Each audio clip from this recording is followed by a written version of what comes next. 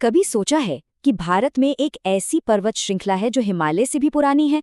ये है अरावली। और हाल ही में सुप्रीम कोर्ट के एक बहुत बड़े फैसले ने इसके भविष्य की एक नई कहानी लिख दी है। चलिए आज इसी पूरी कहानी को समझते हैं। देखिए, ये सिर्फ पहाड़ नहीं है। अरावली को भारत की हरी ढाल भी कहा जाता है, जो थार के रेगिस्तान को उत्तर भारत में फैलने से रोकती है। लेकिन सालों से यही ढाल, ये शील्ड, खुद ही बहुत बड़े खतरे में थी। तो अरावली इतनी खास क्यों है? आखिर क्यों सुप्रीम कोर्ट तक को इसे हरी ढाल का नाम देना पड़ा? और ये हमारे लिए इतनी जरूरी क्यों है आखिर? तो देखिए, अरावली सिर्फ रेगिस्तान को रोकने वाली कोई दीवार नहीं है, ये उससे कहीं ज्यादा है। ये उत्तर भारत के पूरे मौसम को कंट्रोल करती है। ये 22 wild life sanctuaries, 4 tiger reserves इनका घर है।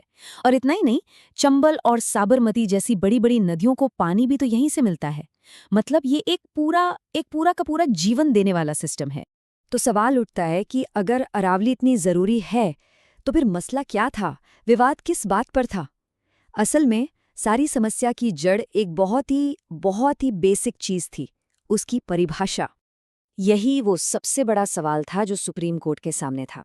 जरा सोचिए, एक चीज को बचाना तो है, लेकिन कोई इस बात पर राजी ही नहीं है कि वो चीज है क्या, कहाँ से शुरू होती है, कहाँ पर खत्म होती है। और इसी एक कन्फ्यूजन ने एक बहुत बड़ी तबाही को जन्म दे दिया था। हुआ ये कि हर राज्य, चाहे वो राजस्थान हो, हरियाणा हो, गुजरात हो या दिल्ली, सब अरावली को अपने अपने हिसाब से डिफाइन कर रहे थे। और इस कंफ्यूजन का सीधा सीधा फायदा उठाया अवैध माइनिंग करने वालों ने।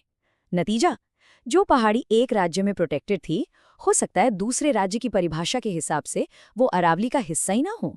मतलब खुलेआम लूट चल रही थी। तो इसी कंफ्यूजन को जड़ से खत्म करने के लिए सुप्रीम कोर्ट ने एक बिल्कुल साफ, साइंस पर आधारित परिभाषा को मंजूरी दे दी। अब नियम एकदम सीधा है, 100 मीटर से ऊंची कोई भी पहाड़ी अरावली हिल है। सिंपल। और अगर ऐसी 2 पहाड़ियां 500 मीटर के दायरे में आ गईं, तो वो मिलकर अरावली रेंज बन जाती हैं। बस बात खत्म, कोई कंफ्यूजन की गुंजाइश ही नहीं छोड़ी।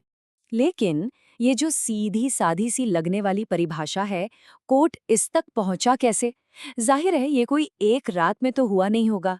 इसके पीछे एक लंबी चौड़ी पूरी एक प्रक्रिया थी। ये पूरी प्रक्रिया आप देखिए करीब करीब 2 साल चली।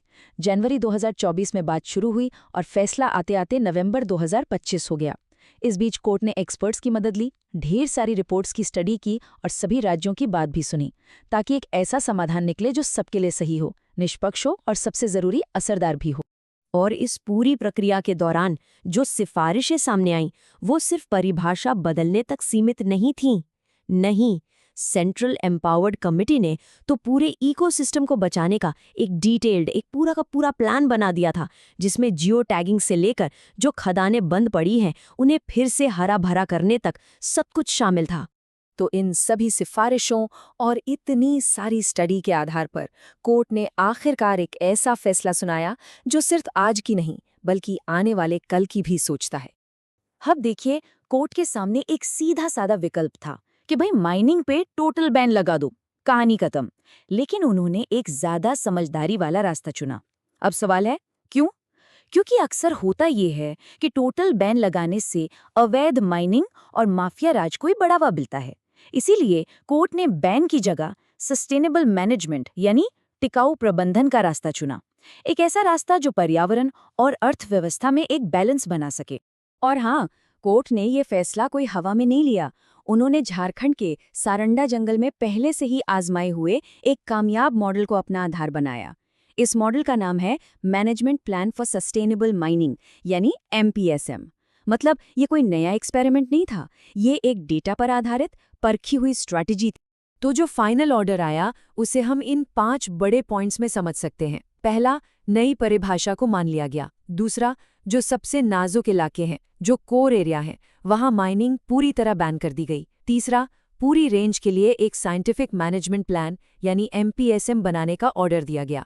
चौथा, जब तक ये प्लान बन नहीं जाता तब तक कोई भी नई माइनिंग लीज नहीं दी जाएगी। और पांचवां, जो कानूनी खदानें पहले से चल रही हैं वो चलती रहेंगी, लेकिन अब बेहद सख्त नए नियमों के तहत।